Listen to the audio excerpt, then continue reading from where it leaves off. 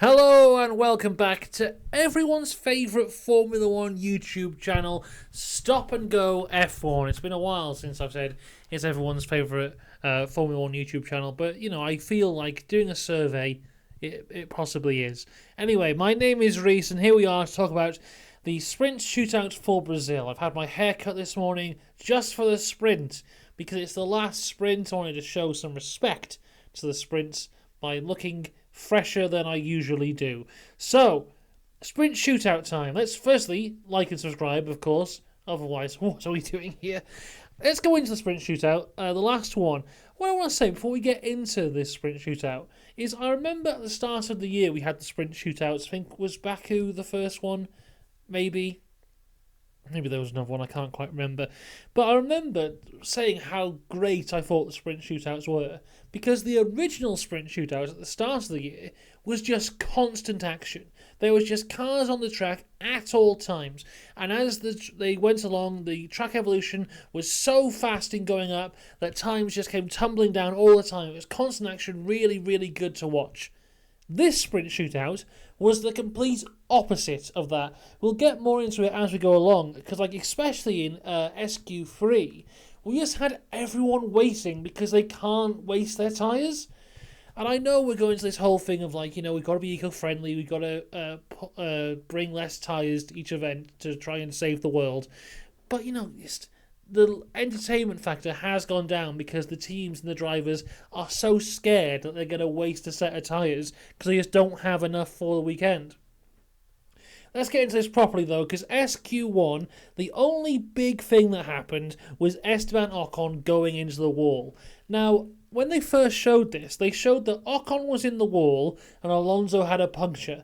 And I don't know if it was just me being stupid or not, but I did not associate those two things as being related, but they were. So Ocon comes down through turn 1 into turn 2, then onto turn 3, gets too much on the curb. I've dropped my pen on the floor. Luckily, I have a second pen. Then he gets on the curb into Q3, completely loses the back end. Then when he goes to correct it, just basically slides in across, and then as he corrects it, hits the front left tyre of Fernando Alonso, who is on an in-lap and off to the side of the track, letting him through. Now, Ocon blames Alonso for this, and the only reason I can think of this, as to why he has blamed Alonso, is that his pride is so much that he can't afford to say that it was his own mistake, because there's no way in hell this is Alonso's fault. I saw a few people on Twitter afterwards, the kind of people who think it's interesting to have a different opinion to other people, even when the obvious opinion is obvious, who said, oh, well, Alonso could have been further over to the side. Yeah, he could have, but he didn't need to be. He left enough space for Ocon to go through. Instead of going, oh, well, Ocon could have, instead of saying Alonso could have gone further to the side, how about saying, oh, well, Ocon could have not completely messed up on the curb? It's just ridiculous that Ocon thinks that's Alonso's fault. Even more ridiculous that people are actually listening to him.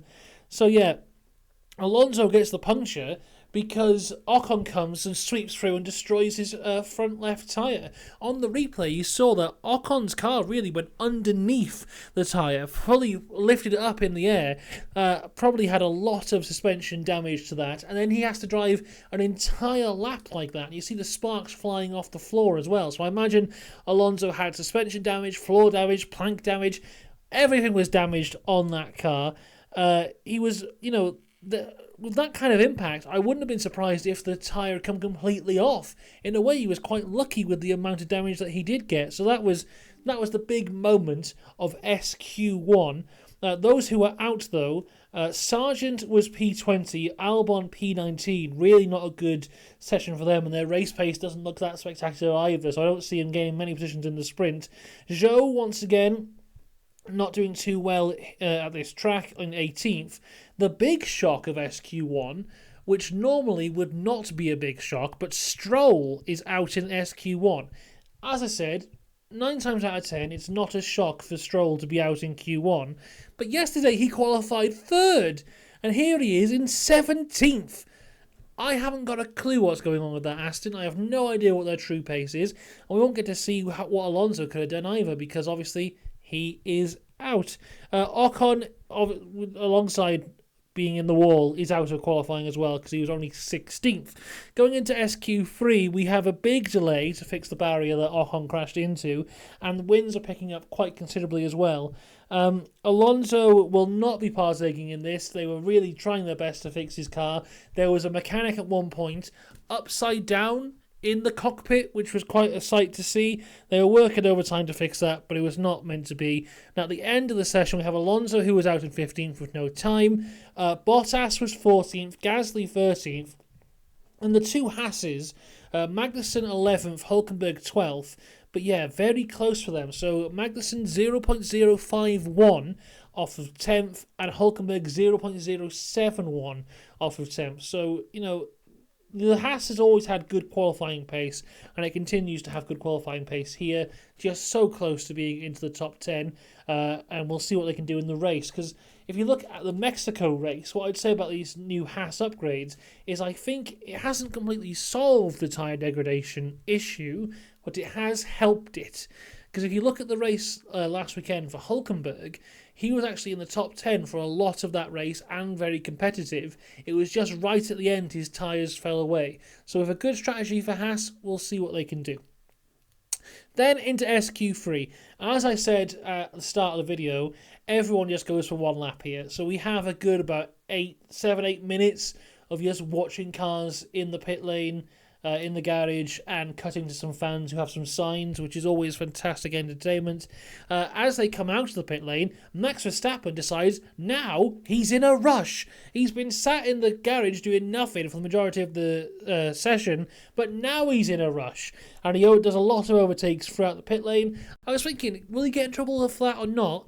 And I think you can overtake in the pit lane as long as you do not break the pit speed limit. So he should be fine with that there.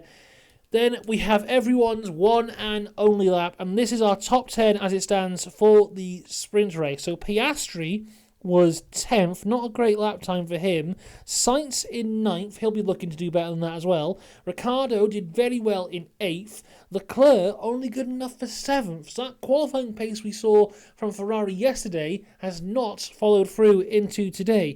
Yuki Tsunoda is 6th, fantastic from him. Hamilton was 5th, then Russell in 4th.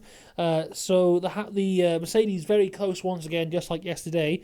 Perez in 3rd. Max Verstappen is in P2. And just 0.061 ahead for sprint pole is Lando Norris. Which is, I was going to say a surprise, but is it really? Because yesterday in practice and in qualifying itself, we saw that the McLarens do have that qualifying pace. Unfortunately, it fell apart for them a little bit in qualifying 3 yesterday. It hasn't fallen apart as much here. We'll have to wait and see what their actual race pace is like. I'd hope to see Piastri maybe climb a few positions. As for the race itself, with Max Verstappen alongside, I don't see Lando Norris winning this race, but a good P2 will be there for him. I think keep an eye on the Mercedes. I think they've got good race pace. Same with the Ferraris as well. So everything's still to play for in this sprint race. And of course, we'll be back later on today to cover all of it. So make sure you are subscribed, because we'll be back in just a few hours to discuss the Brazil sprint race. Until then, though, have a good one. Goodbye.